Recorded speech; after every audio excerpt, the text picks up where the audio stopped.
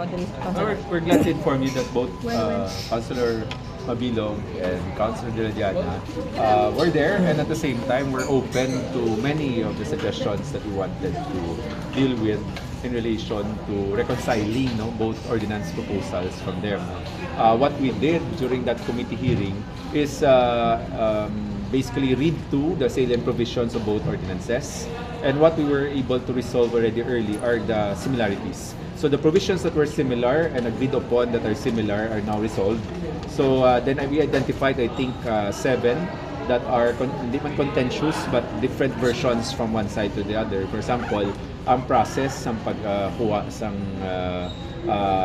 any information or documents lain sa the Mabilog Ordinance lain man sa De La Llana Ordinance. So and may ara man iban nga components, and we asked them to submit their position as to why they prefer their version or the other. And so that will be resolved. Ang mga differences na lang i-tackle namon for next hearing.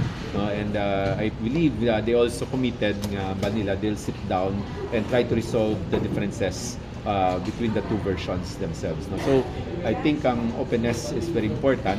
Kaya from the start we emphasize nga dako ni nga bagay nga may duha ka proposal. It's not really a problem. I see it as an opportunity.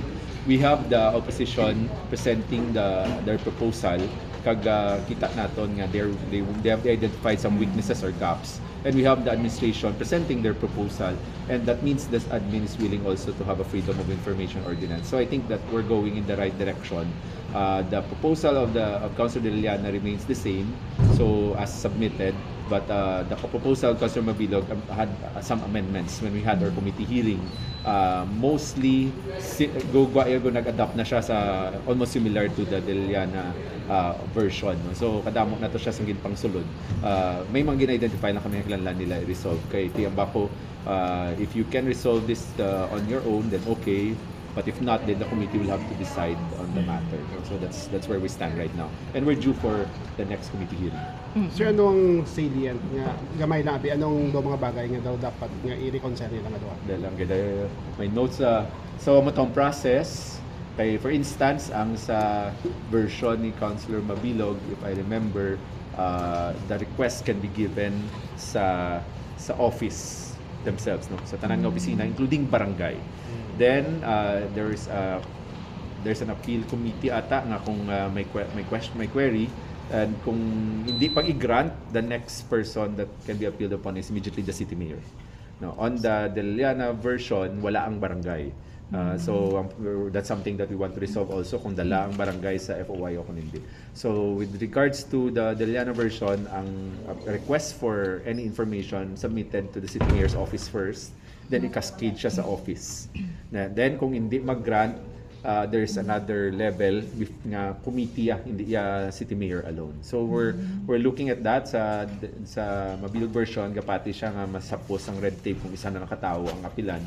But on the other hand, the version of the De La Llana believes nga dapat may committee nga ma-decide, hindi lang isa katao, which is the city mayor.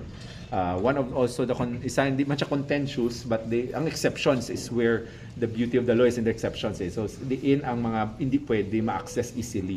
So amo tong mga lain ang sa version ni De La Llana, lain sa version ni Mabilog. So that's what we wanted to resolve. Ang bundiin ang may limitations.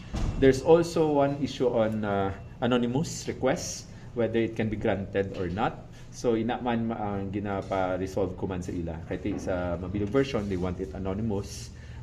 Pero in the De La Llana version, okay man ang anonymous kung open ng mga documents like the ones prescribed by law. Pero kung may mga dapat i-resolve on public security, personal privacy, dapat hindi anonymous ang request. Sir, may mention ba sa purpose of asking the documents? Yes, on both versions, may ara nga no need for purpose, kay may mandated yun man din nga i-release na dayon. No, so hindi man kailangan may purpose. In fact, ang gina-advocate naton is the creation of a website for all these documents nga dapat readily available to the public para hindi na kailangan mag-cite ang purpose, download mo na lang. No, pero in both versions also may ara gid nga kakailangan gid sa purpose.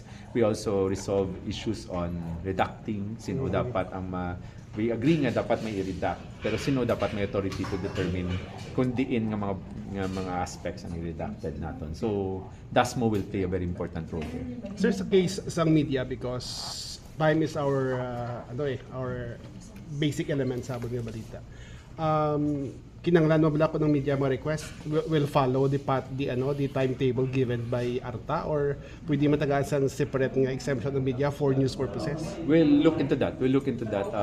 Positively. Kaya we understand that you're our partners in informing our people. So, lantaw na to ng proseso nga mas mapadasig nyo mabilang documents. Again, ang mga documents, I think there were 12, 13 of them nga pwede nyo yung makuha anytime.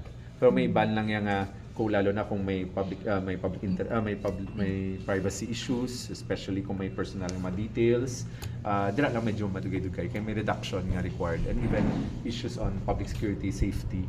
Amo nang gina-resolve ang exceptions. Dira lang gid taguro medyo madugayan kamo, to be honest, and anybody equally medyo may mga bagay nga hindi dali-dali ma-release nga document. Again, I asked both parties to resolve that matter on their level. If not, then the committee will decide. So there is not halfway through nakita kayo na-resolve na nato ng commonalities, so with both parties agreed upon these matters, wala na kami nag-effort pa dira na-identify, na-delineate na. So dili na lang kami sa content sa lain nga version on both sides. Sir, as chair sa Committee on Transportation, anong reaction mo, sir, sa pag-ban sa e-trikes, e-bikes next year? Do wala pa man, no, nanawag sa akon si RD